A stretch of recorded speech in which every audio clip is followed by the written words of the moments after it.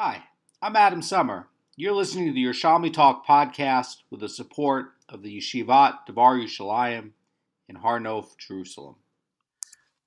This is Sheviis, chapter 3, Halacha 3. Now, if you have a field and you let your animals go roam around the field in the seventh year, and they're going to basically use the entire field for pasture, keep in mind, the leftover crops in the seventh year that are not part of the sixth year that are holdover, but actually that it grew on the seventh year and it has this sanctity, it's left over for people and animals. So if somebody were to take the entire field and use it for pasture where they're going to let all their sheep or goats or cows go and eat the cabbage that starts to grow and all the lettuce that starts to grow, there's a problem because the animals are going to go to the bathroom and they're going to go to the bathroom all over the field. And it's going to look like that they're fertilizing the entire field. It's not allowed. It's prohibited.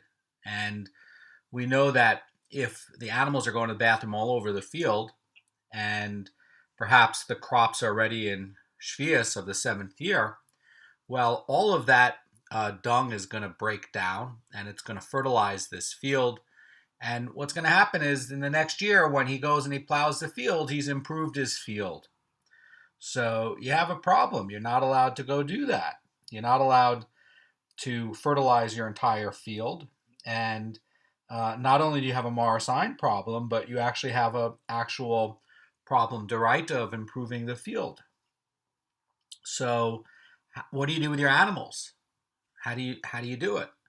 And that's what we're going to be getting into today. So the Mishnah starts off and it says, one who wishes to pen up his animals in the field in Sheviis, which is going to result, by the way, in the animals going to the bathroom and depositing it all over inside of that pen, makes an enclosure of up to 2 betzea into which to confine the animals so that their dung is not deposited all over the field. Now, what is a field? A field is going to be, a minimum is going to be 10 betzea.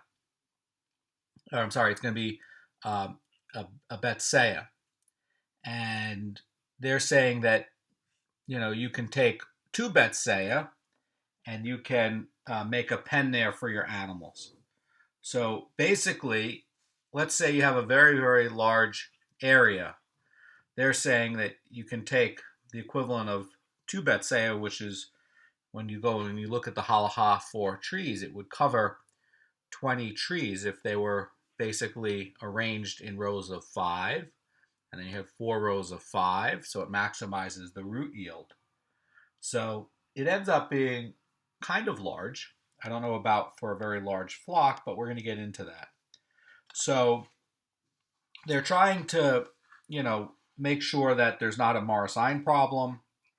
And they're trying to make sure that, you have an enclosure and, it's not being done where it's going to be in this other case where you're just letting the animals roam around and go to the bathroom all over the place. That for sure is a Marasign problem. The Mishnah continues and says, and then he pulls out the fences on 3 sides of the enclosure and he leaves the middle fence intact and he reconstructs the second enclosure opposite the first. And this results in his being able to pen up an area for seah. And Rabban Shimon Gamliel says one may pen in this manner an area of 8 seah. So let's say you have the first enclosure, and that's 2 betzea. You have your cows in the 2 betzea, and what they're saying is, let's say they ate all the grass in the pasture. Again, why are we doing it in this way? We're trying to avoid a Marasign problem.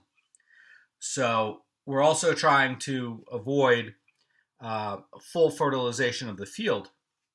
So you have to look at it like this, right? Like your cows or your sheep or whatever, they're going to go through that grass and they also need sustenance, right? So you can't just leave those animals without any food. That's another problem, right? You're going to end up endangering those animals now. So you have to pasture them. So you have a tug of war, a pull here between two things. One is you can't really fertilize the whole field. You can't improve it. On the other hand, you have the value of these animals, and you're required to feed your animals. You can't starve your animals. And what do they eat? I mean, these are animals that eat grass. So what they're saying here is that you have this original enclosure of 2 betzea, and you would basically wait until, they eat down the grass of this pasture, and you leave one side of this original fence up. And then what you do is you take the other 3 sides of the fence and you create a second enclosure on this 2 betzea area. You move the cows into the, or geese or ducks or sheep or goats, and you move them into this second enclosure. And you wait until they're going to basically eat down this new area of grass. And basically what Rabban Shimon Gamliel is saying is that you can keep, this one wall up, take down the 3 walls, and basically go in a square, okay? And you basically could cover a total of 10. You could cover a total area of 10 betzea, because you have the original 2 betzea, and then you're going to do the north side. That's going to be 2 betzea. You're going to take down the 3 sides. You're going to do the east side, right? You're going to leave the original wall, and you're going to do the 3 temporary walls on the east side. That's going to be another 2 betzea. You're going to move the cattle down to the south portion, and you're going to leave the south wall up, and you're going to move the 3 temporary walls, and you're going to put another 2 betzea there, and then you're going to do it with the final western area, and that's going to give you another 2 betzea. So in this manner of taking down 3 of the walls, making them temporary, and moving the animals and moving this betzea, you can get an additional 8 betzea, so that there would be a total of 10 betzea. So the last rulings in the Mishnah are talking about a large field, and now we're going to talk about a small field. So the Mishnah says if the entire field was an area of 4 seah, he must leave part of the field outside the enclosure where no dung is deposited on it because of the appearance of wrongdoing. So the idea is that you have to pen up your animals, and you have to make sure that there's not a Marasign problem. And basically, the idea here is that you're also trying to save your animals. You're trying to make sure that your animals are having nourishment, because it would be a very big loss to the well-being and to the money of the Jew if you prevented the Jew from being able to feed his animals. And how do most of these sorts of domestic animals eat? They eat by pasture. In the modern world today, where you have factory farms, there's a big business about taking all of the wheat farmers and getting all of the wheat farmers in the country to come and create bales of hay and then sell it over to the cattle farmers. Well, in an earlier day, you might not have that kind of transportation or coordination, especially on a large scale. So the cheapest, easiest way to grow any kind of these kosher animals, whether it's going to be chickens, ducks, geese, goats, sheep, and cows, is going to be where you're putting them out onto the grass. So if you have an area where it's going to be a smaller field, you have to leave part of it to be unfertilized, and it's going to be a Marasign problem. The Torah is always concerned with the money of the Jew. And again, you have a tug of war here where you're trying to make sure you are giving nourishment, adequate nourishment, to the animals that you do have, and also that they are also not fertilizing the field. Keep in mind, there's another wrinkle here. The Torah itself permits animals to graze in the seventh year crop. So the only problem with the animals being here is that they go to the bathroom. But this is their food. The Torah gives this to them. The Torah says it's for people and for animals. This is for them, even for wild animals. So this is their food by the Torah. There's nothing wrong with them taking this pasture and grass and leftover cabbage that might pop up, or leftover, carrots that might sprout, or whatever you were growing there in the earlier season, in the earlier year. So the Mishnah now is going to conclude with what is to be done with these enclosures after the pasture has been used and after they're all filled up with dung. What do you do?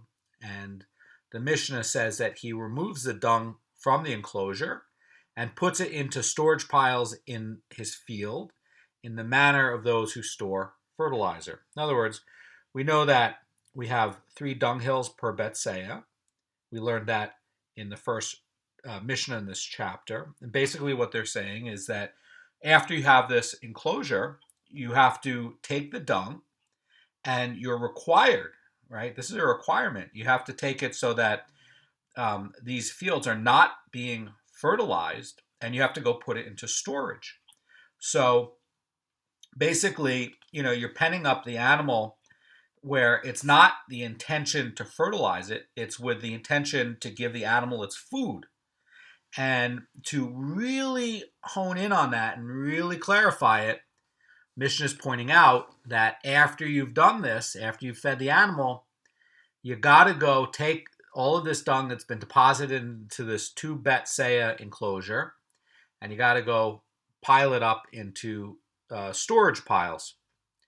And that way it's going to be clear that the intention wasn't to play a game where you fertilize a field. The intention was where you are creating storage piles, and you actually did the other thing, what you're allowed to do, which is to feed the animals on the pasture. The animals, Doraita, are allowed to eat on that pasture. They're allowed to. They're allowed to eat all the crops that sprout up on it. That 7th year produce, Torah gives it to them.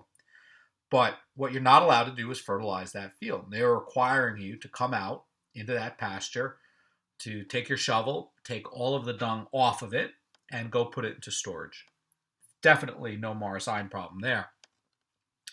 So the Mishnah was teaching over there, says this Gemara in Halacha 4, Sheviis Halacha 4, chapter 4, Halacha 2, that a field that was cleared of thorns during Sheviis may be sown the year after Sheviis. So what's going on with this? So if he performs a prohibited labor and he clears out thorn bushes on Sheviis, okay, the owner of the field is not penalized for doing this, and he may actually sow the field the year after Sheviis. Why would that be? Because clearing the field of thorns is not a biblical prohibition, and it's not a significant act on its own, and so it does not completely ready the field for planting. And this Mishnah is referring to loose thorns, uprooting thorns from the ground that were actually like growing out of the ground. That would be a biblical prohibition, and you would be penalized for that. We're talking about maybe tumbleweed or something like that that rolled onto the field. So I know that in the western states in the United States, there is a lot of tumbleweed. Basically, it's going to be plants like thyme, wild thyme, and sagebrush that dries out, dies, and basically it basically blows in the wind. And so you can have tumbleweed in Israel as well. And there's going to be a difference between something that's going to be, something that's going to be very light and blow onto your land that you're going to clear on the Sheviis year versus something that's actually going to be growing out of the land. Something that's actually going to be growing out of the land, that's going to be something where you're actually like improving the land. So that's going to be the distinction. And so if somebody's removing tumbleweed from the ground that blew onto your land, you didn't do anything. Okay, you didn't do anything. But if you were having like tons of thorn bushes growing out of the land and you started pulling it out of the land, then you're like preparing the land, and that's going to be a problem. So the Gemara continues, says, if it was improved and plowed or it had animals penned in on it that fertilized it, it may not be sown the year after Sheviis. So the Chazan Ish in 1916, in his book in Beurim, is saying that the prohibitions of fertilizing and putting dung on the field are treated more strictly than the prohibition of removing thorns because it improves the quality of the produce. So what they're saying here is that it may not be sown the year after Sheviis. And why would that be? Because they're putting a penalty on there for penning up the animals in a field in Sheviis.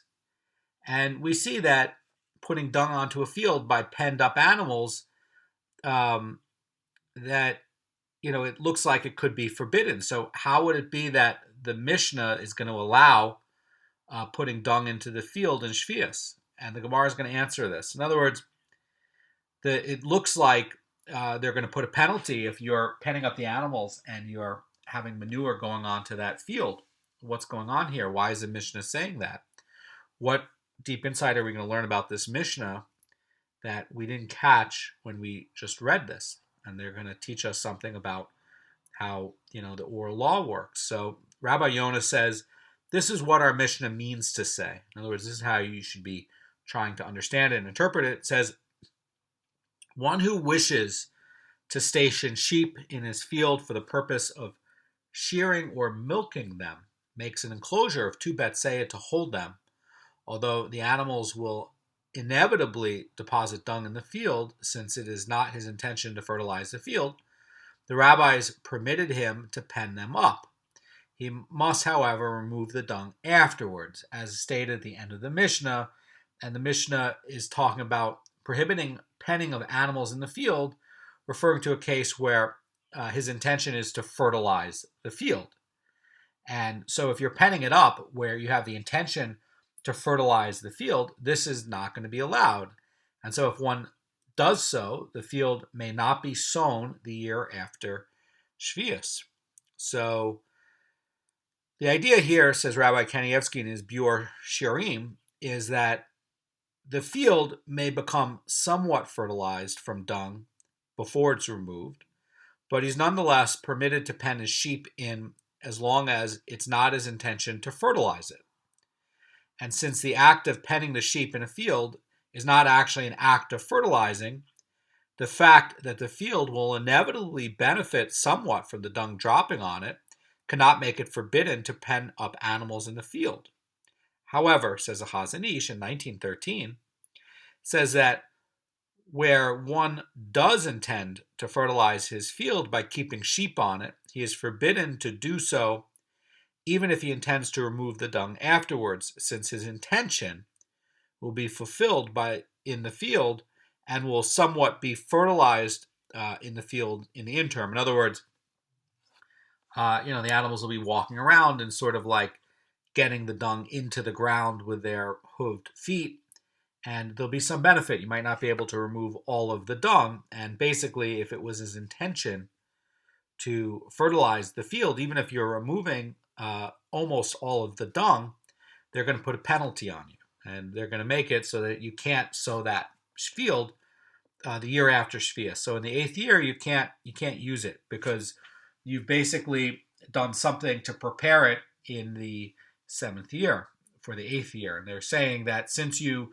took in the 7th year an activity that had an intention to do some sort of improvement on it in the 8th year, they're not going to let you profit from it. They're not going to let you profit from making a sin.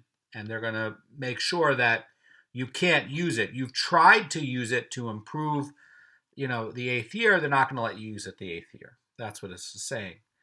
But if you were to do something like, you're bringing them out and they were, being milked and they were being sheared and they brought some dung on there, well, you didn't bring it out. You clearly did not bring it out with the intention to fertilize the field. And what they're saying is that you have to take your shovels and whatever dung is deposited, you have to remove it to the storage piles. That's the clarification this is making. Now, the Gemara is going to cite a brisa regarding the types of material that can be used to pen up and hold these animals. Now, the Gemara says one may make the enclosure of any type of material, including mats, straw, stones, and even with 3 ropes strung horizontally, one above the other. This is going to be something like if you were doing something with a sugya, that's also going to be, with 3 ropes.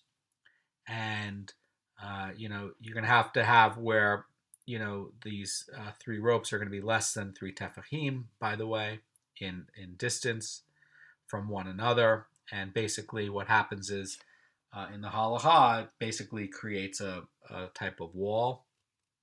By the way, the lowest one of these ropes has to at least be less than 3 tefachim from the ground, by the way.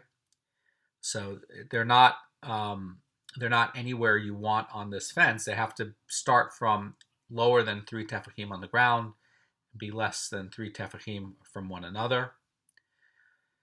And the Bryce is going to give the permissible distance between the enclosure, one enclosure and another enclosure. And this is going to basically be talking about as long as there's not 3 tefachim between one rope and the other. And so basically it has to be less than 3 tefachim. So the Gemara says, and provided that there is no space the size of an enclosure between one enclosure and the other. And so the Bryce is trying to teach that when one wishes to remove his sheep from the first enclosure to a second enclosure, he may do so, provided he locates that second one within an enclosure distance of the first one. In other words, it has to be within 4 seah, according to the Tanakama. By the way, it has to be within 8 seah, according to Rabban Shimon Gamliel. And if he were, says the Pnei Moshe, to locate the second enclosure further away in the same field, it would give the impression that he wants to fertilize the entire expanse of the field. So that's why you're limited to picking one spot and doing it next to the spot you picked. You can't pick up this enclosure and go move it to another area of the field because it looks like you're trying to fertilize the entire area of the field.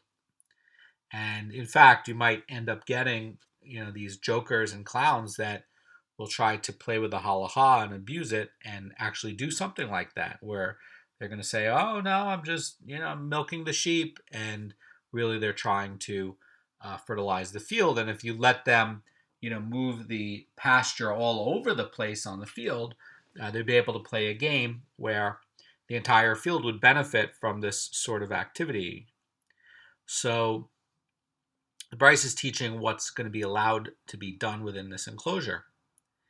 And it says one may milk his sheep and shear them in that place within the part that you pen up the animals in. You've erected the animal pen. And it says, and one may lead the sheep back and forth over the enclosed area. So, in other words, you can bring them out to graze and you can return them to the pen.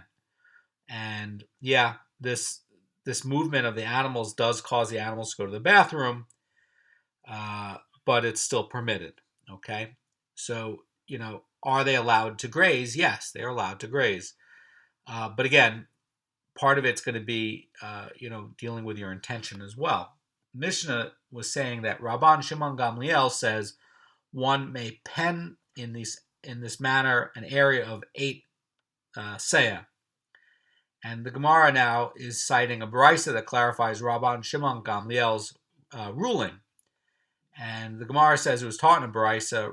Rabbi Shimon ben Lazar says, if he wishes, he may insert a peg into the ground and working around the peg, he may make 4 enclosures on its 4 sides for a total of 8 seah. So this is going to take some explanation, and we're going to look at Rabbi Kanievsky's Beurim here on his shiurim to help us.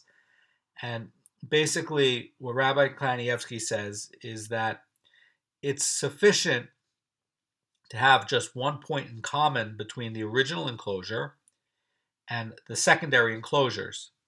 So they would put a stake into the center of the area, and that could serve as a pivot around which they could lay out 4 sections of 2 seah each.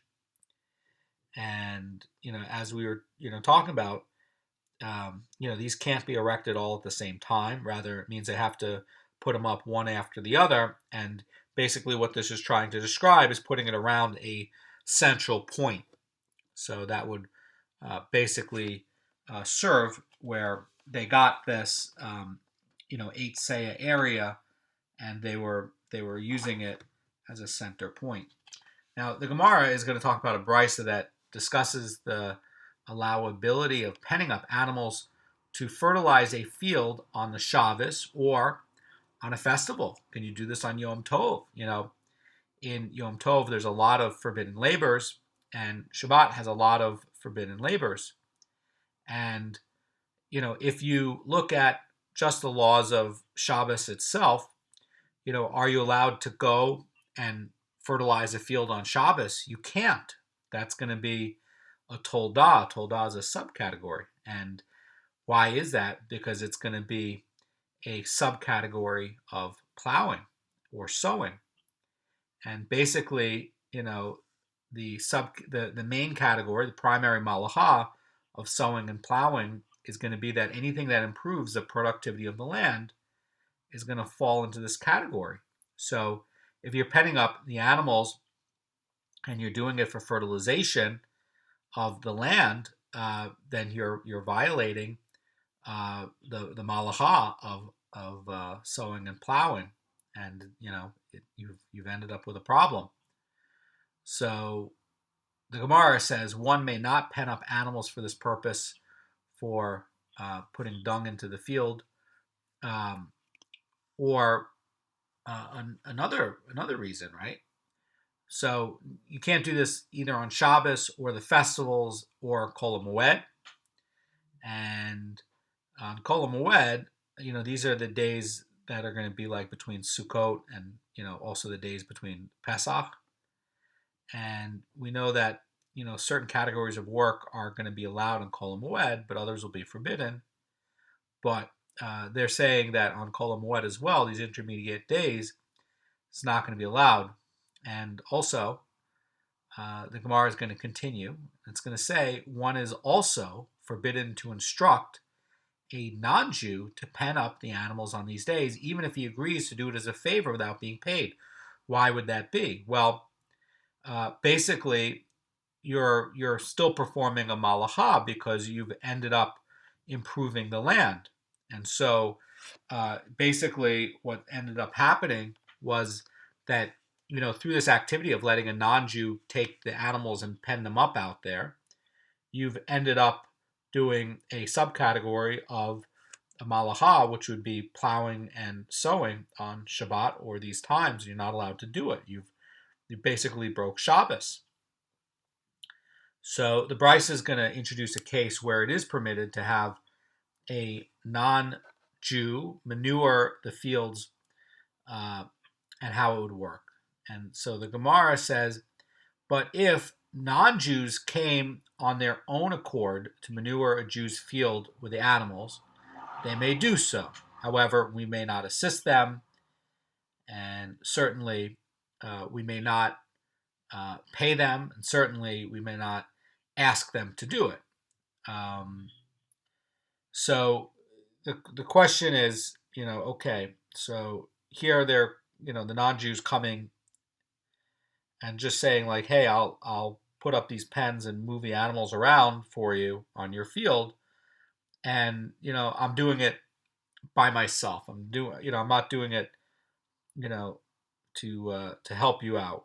And So basically, like the non-Jews are sitting there, um, and without the Jews' foreknowledge, okay, and without being promised to be paid, okay, and they did not come because the Jew asked them.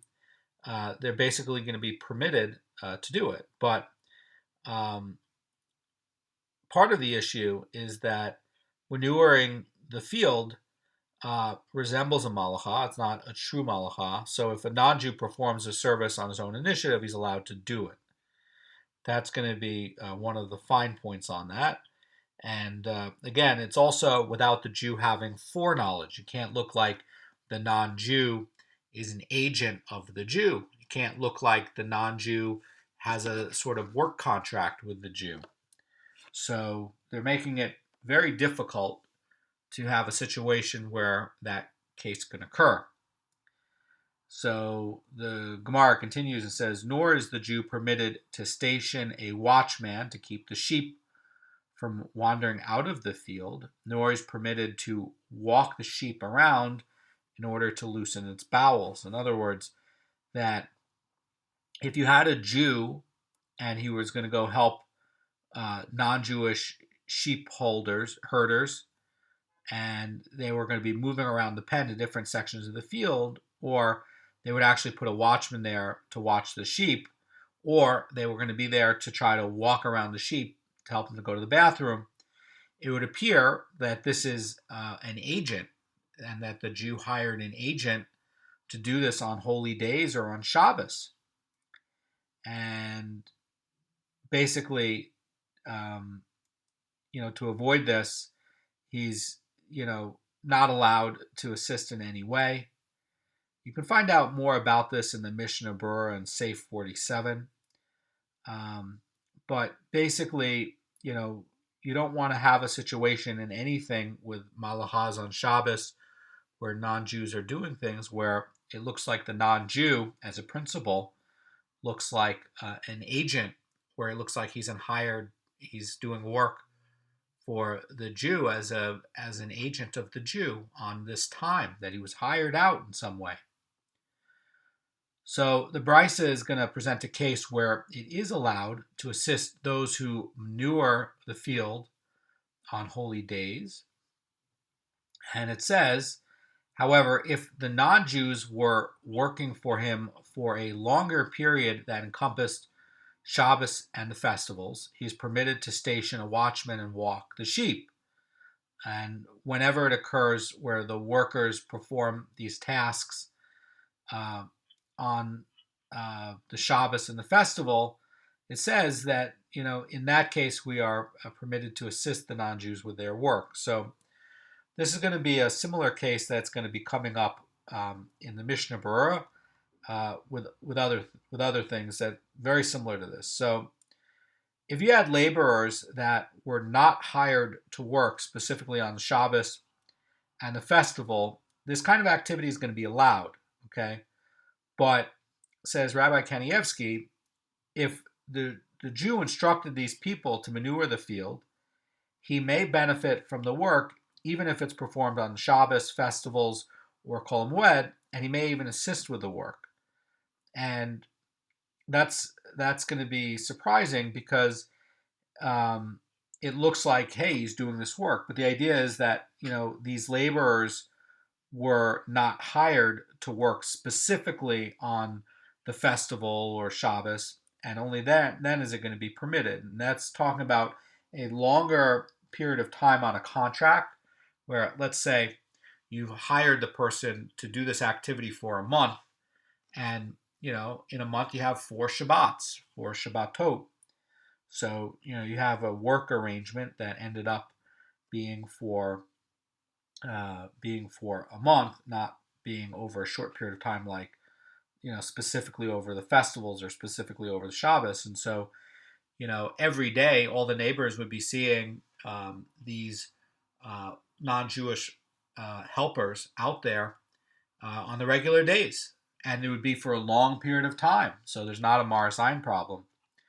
So one of the other things is that if you have a person who's, hired for a long period of time to perform a task, one of the other things is that, unspecified times are not going to be considered to be performing work for the employer. So, like again, if you have a contract where it's over a month and you're paying them for a month of work, and you have to arrange it very carefully so that you're taking out, pay on Shabbats, or you're arranging it so that, you're not actually paying him in the contract for work on Shabbat. You have to be very careful on how you arrange it. But basically, the idea is that you've ended up where you have a month-long contract, and you're basically saying, for a chodesh, watch the sheep, right?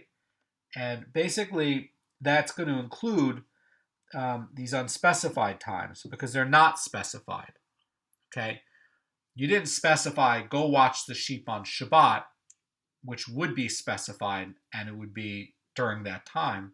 You're trying to arrange a contract where it's like go watch it for a month, and you're trying to arrange it in a way where you're not paying for work to happen in a way where you're paying them on Shabbat. Okay, you have to be very careful in the way you arrange the payment. But basically, you're trying to set up a case where this non-Jewish farmer is an independent contractor, and basically you're trying to set it up in a way where he chooses the hours he wants to work, and he can perform his task and arrange it any which way he wants. And the idea is that since you paid him to watch the sheep for the month, if the guy goes and decides, he's going to go work it on Shabbat, well, that's because of his own convenience. It's not because you're sitting there paying him to go do the work on Shabbat. You're not subsidizing him to go pay for it. This is just how he decided he wants to go do it. It's convenient for him. And so if you're doing it like that, it's not regarded as if you're, that this non-Jew is working for the Jew, but really it's really like he's just performing his own work. And because he's performing his own work in a broader contract with a longer period of time, if the non-Jew goes and decides to arrange the work that way, the Jew's allowed to benefit from the work that he did perform on the Shabbos. But it's also going to be for the same reason that the Jew is permitted to assist him in this task on a festival or Shabbat and to provide a watchman for the sheep, because it's as if he assists the non-Jew in working in his own field. So that's going to be one of the ideas there. Now, I want to bring up another point. In Kol HaMoed, you're not allowed to exert yourself. So if you were assisting a non-Jew for these particular tasks, the reason it's going to be allowed in Kol HaMoed is it's not taking up any exertion. It's considered to be very little exertion. And I want to point out a little bit from Bavli Moed Katan, and Rashi says that where non-Jew may do this work on the Shabbos and on festival and on Kol HaMoed, according to this reading, the non-Jew hired for a long period of time is allowed to manure the field on the festivals and Shabbos, but a Jew may not assist him or provide a watchman on those days, only on Kol HaMoed. So that's basically going to be the opinion of the Vilna Goan and the Magan Avram, and also the Shulchan Aruch, so that the Jew, in terms of assisting, it can only be on Kol HaMoed. It can't be on the other days. So that's going to be a fine point over there. And the Brisa was stating that if non-Jews came of their own accord to manure the field, they are permitted to do so, but Rabban Shimon ben Gamliel is going to address this case. And the Gemara goes like this. It says, they taught in a Brisa, Rabban Shimon ben Gamliel says, on the Shabbos, they may manure the field as a favor, but not for pay. And on a festival, he may pay them with food but not with money. And on Kol HaMoed, he may pay them even with a monetary wage.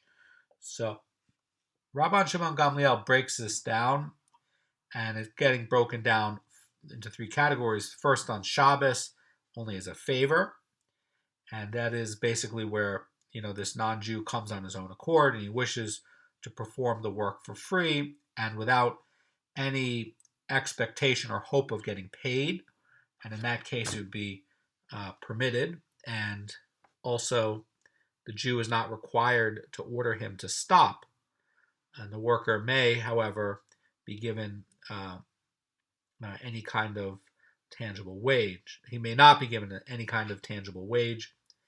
That's basically what Rashi's pointing out in Moed Katan. You can see that in 12a.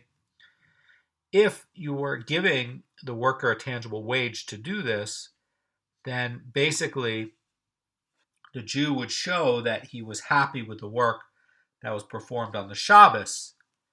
And this is basically going to be the same as instructing the non-Jew to go perform the work, and that is not allowed. So you're not allowed to give him a wage on Shabbat. He has to do it as a favor without any expectation of getting paid at all.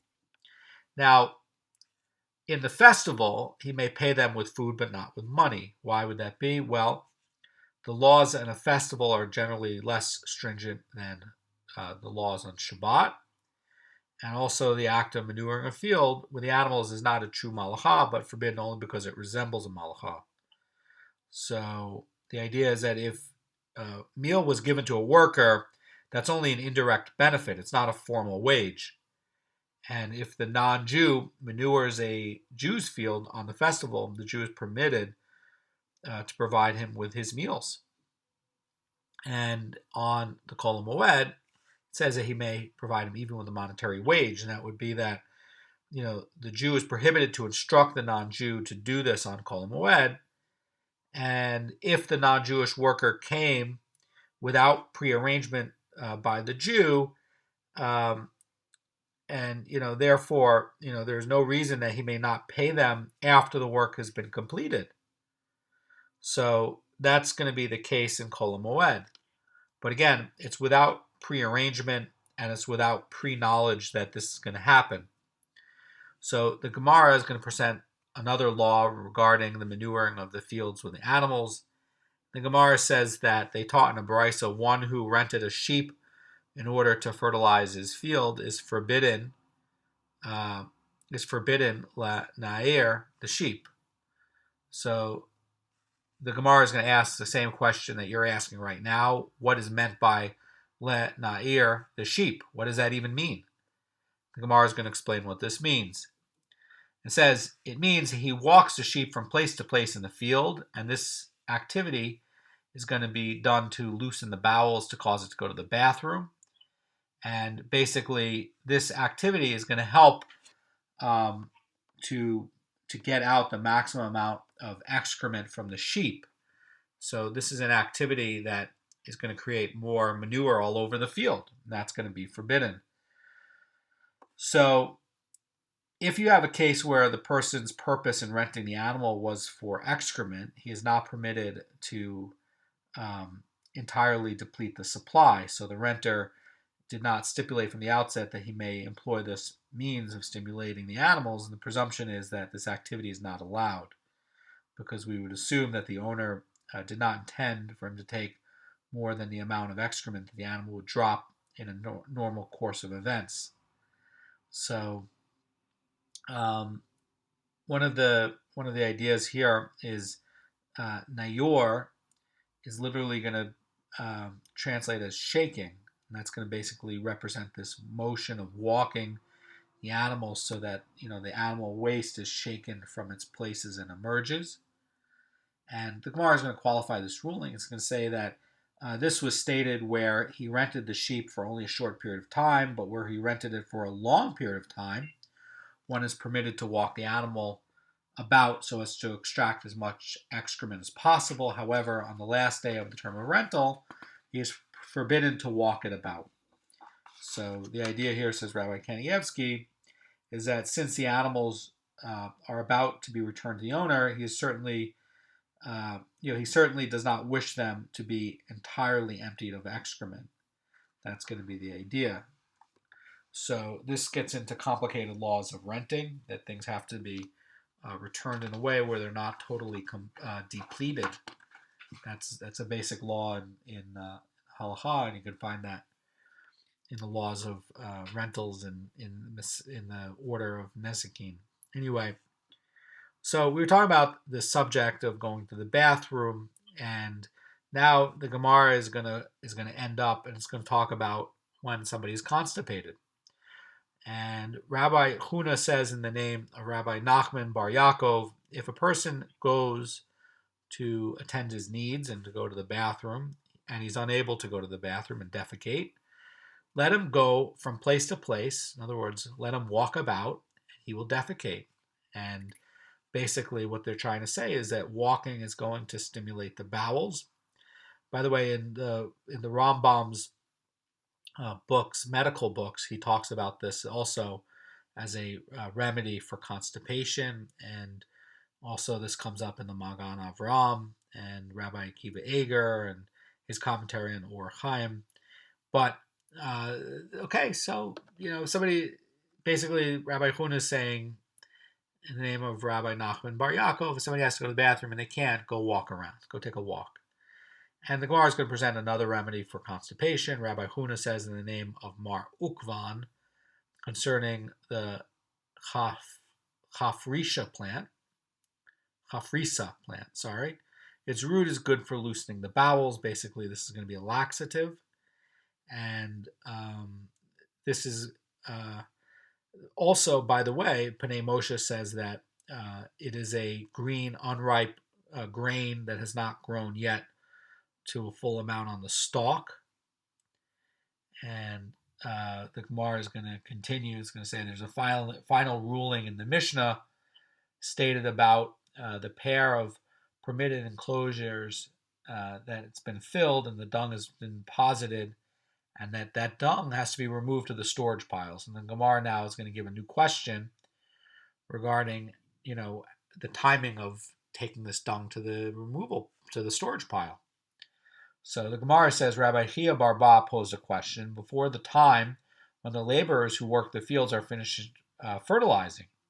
So again, this is talking about the time before the ground is all cracked up and dehydrated and dried up, and alternatively, when people are working the field during Sheviis and they are cheating, and they basically have stopped fertilizing because there's no benefit to cheat anymore. Okay, they're asking, are you allowed to do this activity before this occurs? In other words, while the ground is still moist, or when these Sheviis cheaters have stopped fertilizing their own fields. And the Gemara says that it is permissible for him to remove the manure from the enclosure and place it in his field in the manner of those who fertilize and store fertilizer or not. In other words, so before this timing, are you allowed to go do it? Now, we learned yesterday in chapter 3, Halacha 2, that Rabbi Elazar ben Azariah says that you can store the manure, you can make a new manure pile, you can even put it onto a rock, but you got to wait until the ground has either dried up where there's no more moisture in it and it's actually cracking up, or you have to wait until, it's probably exactly about the same time, where the cheaters in Sheviis have stopped fertilizing because there's no more benefit to fertilize. Only then can you go create the storage pile.